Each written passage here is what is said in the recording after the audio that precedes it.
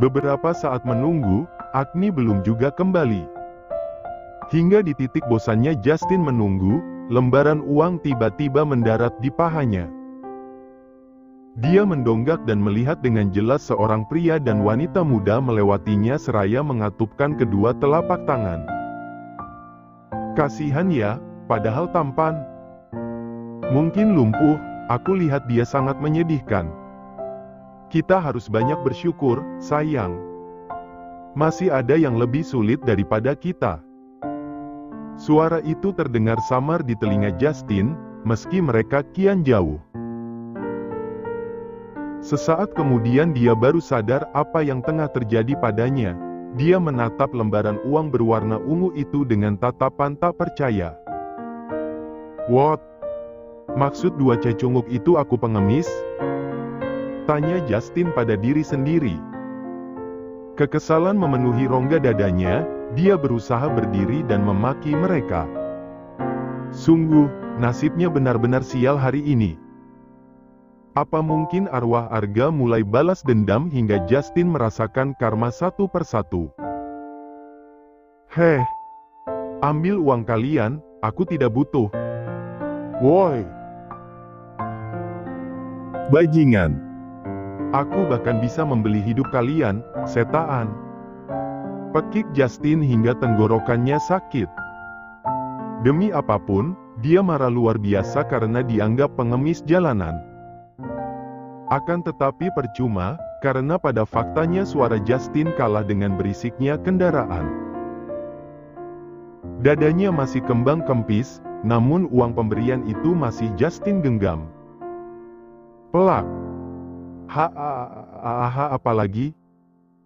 Justin menoleh dan terkejut melihat sang istri yang tengah memejamkan mata akibat teriakannya.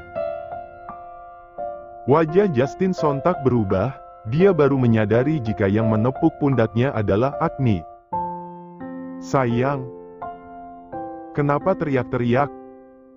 "Ah tidak, aku terkejut saja," jawab Justin tersenyum penuh makna. Bersyukur sekali akhirnya sang istri kembali dengan cepat. "Uang? Dapat dari mana?" "Hah? Oh, ini, tadi terbang dari sana.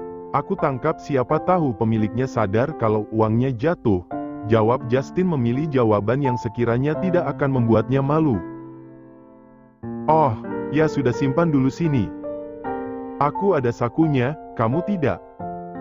"Tetapi, sayang." Justin gengsi, demi apapun dia sangat marah dengan hadirnya uang itu lantaran dianggap pengemis. "Astaga, tidak akan aku pakai. Nanti kita kembalikan, kalau memang ada yang cari." "Kak, kalau tidak bagaimana?" "Beli minum, tadi uangku habis buat beli ini." "Cepat duduk lagi, aku balut lukanya," ucap Agni sontak membuat Justin semakin sebal. Andai kata Agni benar menggunakan uang itu untuk beli minum, maka hasil dia mengemis benar-benar masuk dalam tubuh mereka. "Dompetmu bawa?" "Bawa, tapi uangnya sedikit jadi habis." "Atemku ketinggalan, kamu tidak bawa juga, kan?" Sialan, tampaknya memang takdir Justin harus menggunakan uang itu hari ini. Dia benar-benar salah tingkah dan mencari cara agar uang itu tidak terpakai, entah kenapa jika sampai benar-benar digunakan Justin merasa tengah menjilat ludah sendiri. "Kita pulang saja setelah ini, pinjam ponselmu." "Mati barusan, tuh lihat," ucap Agni dan ini adalah bencana kedua yang harus Justin hadapi. Bagaimana dia hendak menghubungi Kevin ataupun Kenny? Untuk kali pertama Justin menyesal menyusul Agni dengan cara nekat naik bus juga. Lalu bagaimana? "Ceka, sialan. Ini semua karena Arga, sudah meninggal masih saja merepotkan." Perih. Sebenarnya tidak terlalu, dia hanya sedang drama karena di hadapan Agni. Biasanya juga Justin mengalami luka yang lebih parah dari itu. Sudah dia duga istrinya yang memang selalu khawatir akan hal kecil panik begitu Justin menggigit bibir bawahnya. Mata keduanya kembali bertemu. Agni menghela napas perlahan lantaran suaminya tidak bisa diam. Padahal baru proses membersihkan luka, belum membalut dan semacamnya. Lanjutkan, aku tidak akan berisik lagi. Seakan tahu apa yang ada di pikiran sang istri, Justin berucap pelan kemudian mengalihkan pandangannya. Percayalah, saat ini perasaan Agni belum baik-baik saja.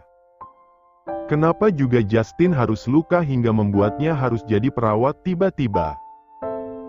Sesuai janjinya, Justin memang tidak berisik. Agni membalut pelan luka Justin, penuh kehati-hatian dan perasaan. Namun, sesaat kemudian pikirannya kembali mengingat beberapa foto Justin yang tersebar di internet semalam. Semesra itu posenya bahkan membuat Agni muak padahal memang profesinya adalah model majalah dewasa kala itu. Tanpa dia sadari, Agni menekan luka Justin hingga pria itu mengadu bahkan menggigit tangannya. Dia menatap Agni tak percaya dan masih berpikir sang istri masih marah atau tidak sebenarnya. Masih marah ya? Kalau dengan cara yang begitu kamu bisa puas, ayo tekan lagi, ujar Justin mengangkat kakinya hingga sejajar dengan wajah sang istri. Sontak tangan Agni mendarat tepat di tulang keringnya lantaran aksi Justin yang luar biasa sopan itu. Jangan bercanda, aku sedang tidak suka. Agni mendadak serius dan dia duduk di sebelah Justin. Untuk kali pertama mereka menghabiskan waktu di pinggiran trotoar sembari menatap lalu lalang kendaraan. Keduanya tengah berada dalam situasi tidak aman sebenarnya. Persis korban pencurian yang kehilangan segalanya dan tidak mampu melakukan apa-apa. Akan tetapi, entah kenapa Justin merasa damai meski dia terjebak begini. Agni, bagaimana perasaanmu saat ini? Tanya Justin serius seraya menatap sang istri yang kini tampak mengubur kekecewaannya. Aku baik-baik saja. Aku harap semua memang salah dan kamu tidak menelantarkan anak itu, ujar Agni lagi dan lagi hanya terfokus dengan poin yang menyeret renaga. Kamu hanya peduli dengan itu? Isu miring tentang kita bagaimana? Soal itu, bukankah sudah baik-baik saja? Gosip sudah biasa, kan? Toh lama-lama redup sendiri. Terserah mereka mau menghinaku bagaimana. Aku tidak hidup dari mereka. Demi apapun, Justin sungguh terkejut dengan reaksi Agni setelah semua yang menimpa mereka. Semua aib Justin di masa lalu dan isu miring tentangnya dan Winarto sama sekali tidak Agni gubris. Andai saja Justin tahu mental sang istri akan mampu bersikap bodoh amat begini, jelas saja dia akan menghadapinya berdua. Aku bukan pria sungguhan kata mereka, pemabuk, mantan pemakai. Kamu baik-baik saja dengan suami yang seburuk ini, Agni? Tanya Justin melemah dan memang dia perlu menanyakan hal ini. Nasib, mau bagaimana lagi? Tuhan kasih jodohnya begini ya terima saja. Berharap jawaban romantis, tapi justru ini yang Justin dengar. Aku lelah sekali hari ini. Lari-lari, sarapan saja belum dan kita terperangkap di sini. Kejam sekali, kalau tadi tidak aku kejar di bus bagaimana?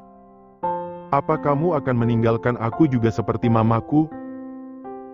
Tanya Justin menyandarkan tubuh tingginya pada Agni, memang pria itu kerap tak sadar diri.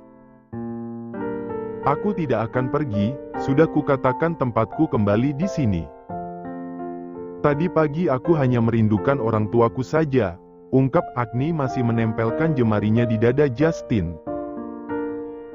Justin adalah tempatnya kembali, sejak pria itu menikahinya, sama sekali Agni tidak punya dunia selain Justin.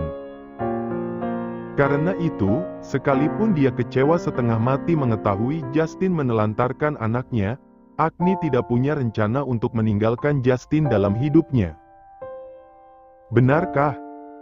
Iya, tapi memang sedikit kecewa. Aku tidak marah, dan tidak pernah berpikir untuk pergi juga. Lihatlah kedua orang ini, mereka begitu mesra padahal hanya di bawah pohon dengan begitu banyak polusi di depan sana. Akan tetapi, Justin dan Agni merasa lebih nyaman di sana.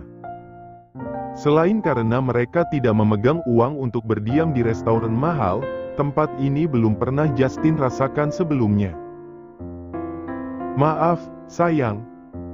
Seharusnya aku tidak menutupi apapun kemarin, aku hanya terlalu sayang padamu. Iya, sudah tidak perlu dipertegas.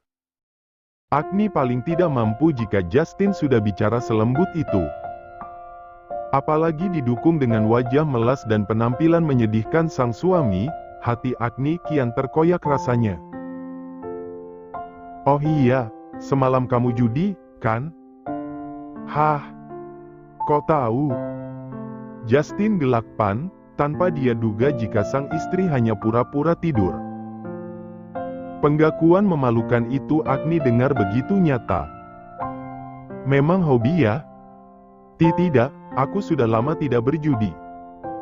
Dulu memang iya, tapi sekarang tidak lagi. Semalam, aku hanya ingin melumpuhkan Arga, jika bukan karena itu aku tidak akan melakukannya. Justin menjelaskan panjang lebar padahal sama sekali tidak diminta bagian sana. Hufet, aku membencinya. Tapi setelah dia meninggal, kenapa sedih ya? Jangan bersedih untuk pria sebejat dia, Agni. Kamu tahu konsep hidup selain give and take? Agni menggeleng, Justin tengah mengajaknya berbincang dengan mode yang lebih serius lagi. Wanita itu meneguk salivanya pahit kala Justin menatapnya kian tajam saja. Membunuh atau dibunuh, bisik Justin membuat bulu kuduk Agni meremang, entah kenapa di matanya saat ini Justin lebih mengerikan daripada pencopet yang membuat onar tadi. Kenapa begitu? Dalam kasus menghadapi musuh seperti Arga, kamu harus tegas mengambil langkah. Jika tidak mau dibunuh, ya kamu harus membunuh. Terdengar kejam, tapi itulah fakta dunia, sayang. Gelek. Siapa lawan bicara Agni sekarang? Wanita itu mendadak terdiam dan bingung hendak menjawab apa. Justin terlihat berbeda, tatapan mata dan cara bicaranya saat ini membuatnya takut, apalagi situasi di sini sedikit sepi. Kamu kenapa? Tanya Justin kala raut sang istri terlihat berbeda, pada dia hanya bicara fakta terkait kejamnya dunia jika hanya diam saja. Tidak, bingung penjelasannya. Agni memilih pura-pura tidak mengerti, dia malas memahami ucapan Justin karena sepertinya yang Justin bahas memang benar-benar nyawa, bukan istilah. Ya sudah, suatu saat kamu akan paham sendiri. Justin meraih pundak sang istri agar mereka lebih dekat. Tidak peduli bagaimana orang-orang yang melihat mereka. Mungkin sebagian akan mengerti mereka adalah pasangan konglomerat dan terlihat begitu manis dengan kesederhanaan yang ada. Akan tetapi, sebagian juga menganggap mereka benar-benar gembel yang tidak memiliki tempat tinggal. Kamu belum mau pulang? Tidak malu jadi gembel di sini? Tanya Justin dengan harapan istrinya masih ingin di sini. Gembel? Gembel dari mana? Nanti saja, aku suka duduk di sini. Tapi nanti kita dikira pengemis, sayang, ungkap Justin kembali sebal dengan perlakuan dua manusia sialan yang menjatuhkan uang untuknya. Tidak akan. Kruuk. Perut Justin berbunyi, wajar saja dia lapar karena memnak sarapan saja tidak. Justin bersemu merah kala Agni mendonggak, pria itu mengalihkan pandangan dan menutupi rasa malunya. Lapar? Iya, sedikit, jawab Justin pelan, padahal dia sangat amat lapar. Uang 10.000 tadi masih ada, aku cari makan di sekitar sini kalau mau. Sayang. Justin masih gengsi, dia tidak mengatakan asal uang itu yang sesungguhnya. Atau kita pakai buat naik angkot saja? Terus makannya nanti, masih bisa tahan? Tanya Agni seolah tengah mengkhawatirkan adik-adiknya di panti. What? Angkot? Yang benar saja naik angkot. Panas, bau dan adu sopirnya kalau jalan asal gas, aku tidak mau, jawab Justin menggeleng dan dia memang musuh bebuyutan sopir angkot sejak dahulu. Sayang, ayo buka matanya. Kita hanya punya uang segini, ponselku lowbat dan kamu juga tidak bawa apa-apa. Hanya ini harta kita berdua, jadi pilih mau makan atau naik angkot. Ini adalah titik terendah hidup Justin, dia bingung dan mengusap kepalanya kasar. Dia lapar, tapi tidak mungkin 10.000 cukup untuk makan berdua. Naik angkot. Yang benar saja, sungguh Justin dibuat dilema apalagi uang itu pemberian atas rasa kasihan padanya. Makan kamu saja boleh tidak? Ceka, serius. Kita pulang saja ya. Kamu juga belum mandi begitu, wajar saja takut dikira pengemis. Ungkap Agni seakan sengaja membuat Justin kembali tertekan. Ya Tuhan, apa benar mirip pengemis, sayang? Tanya Justin memastikan dan jika benar Agni menjawab iya demi apapun rasanya dia ingin tenggelam ke permukaan bumi untuk saat ini. Iya, sedikit mirip. Hari pertama yang membuat mata Justin berubah memandang dunia. Walau gengsinya setinggi langit dan meminta Agni naik taksi saja, pada akhirnya Justin kalah. Bagi Agni selagi ada uangnya tidak salah naik angkot saja, apalagi dia juga memegang uang dan jelas masih cukup untuk mereka sampai di tujuan. Pria itu merebahkan tubuhnya di tempat tidur. Setelah melalui hari yang terasa panjang, Justin menghubungi Wibowo untuk menegaskan penolakan terkait undangan Winarto. Ya, setelah mengetahui nama Agni terbebas dari fitnah menyebalkan itu, Winarto meminta Agni memperbaiki pernyataan Arga. Memang benar-benar keras kepala, padahal publik sudah mempercayai Arga. Akan tetapi, Winarto tetap pada pendiriannya dan meminta Agni mengaku sebagai keponakannya. Lama menerawang sembari menatap langit-langit kamar, Agni muncul dengan kimono yang membalut tubuhnya. Benar-benar pemandangan paling menenangkan bagi Justin. Pria itu terus saja memandanginya tanpa berkedip. Jika ditanya seberapa besar rasa kagumnya pada Agni, mungkin Justin takkan mampu mengutarakannya hanya dengan kata. Malam ini Justin bisa sejenak lebih tenang, ketakutan terkait istrinya yang akan pergi dan dia terpisah begitu lama kini tidak akan terjadi. Meski tadi sore dia harus sakit kepala lantaran Keivan karena telah membuatnya kerepotan. Hanya karena luka di telapak kakinya membuat Justin tidak hanya manja pada Agni, melainkan pada kedua sahabatnya. Hal itu jelas saja membuat Keivan yang sudah kerepotan dengan anak serta istrinya jengkel tak terkira. Keivan pikir sahabatnya itu patah kaki, sengaja dia menjenguk Justin setelah menyelesaikan semua masalah mobil Justin yang sengaja dia tinggalkan di jalan itu. Namun, Keivan benar-benar dibuat menganga tak percaya kala mengetahui bagaimana keadaan Justin sesungguhnya. Lain kali aku tidak akan pernah mau menjengukmu sebelum masuk peti mati. Kalimat penutup yang Keivan lontarkan sebelum dia berlalu meninggalkan Justin. Tergambar jelas jika atasan sekaligus sahabatnya itu marah besar, Justin hanya tertawa sumbang dan merasa dirinya memang tidak salah. Lagi pula benar dia memang terluka, lalu kenapa Keivan mendadak marah? Tadi ada yang telepon. Sejak tadi Justin memilih diam, kini Agni justru bersuara dan hal itu membuat lamunan Justin buyar seketika. Siapa? Asisten Pak Winarto, dia memintaku datang besok pagi, ucap Agni dan sontak membuat Justin mengerutkan keningnya. Dia sama sekali tidak suka dan ingin rasanya menghajar Winarto dengan tangannya. Kamu jawab apa? Ku tolak. Bagus, istriku pintar ternyata, puji Justin tulus kemudian duduk dan menunggu Agni di tepian ranjang. Andai saja telapak kakinya baik-baik saja, mungkin Justin akan segera menghampiri dan memeluk istrinya dari belakang dengan penuh kasih sayang. Akan tetapi, tampaknya terlalu manja membuat kaki Justin benar-benar tidak berdaya. Masih sakit? Tanya Agni duduk di sisi Justin, hanya luka tapi seakan diancam malaikat pencabut nyawa. Lumayan, tapi jangan khawatir. Agni tersenyum kemudian, menandakan istrinya memang tidak marah sama sekali. Padahal, masalah yang menimpa rumah tangganya cukup rumit.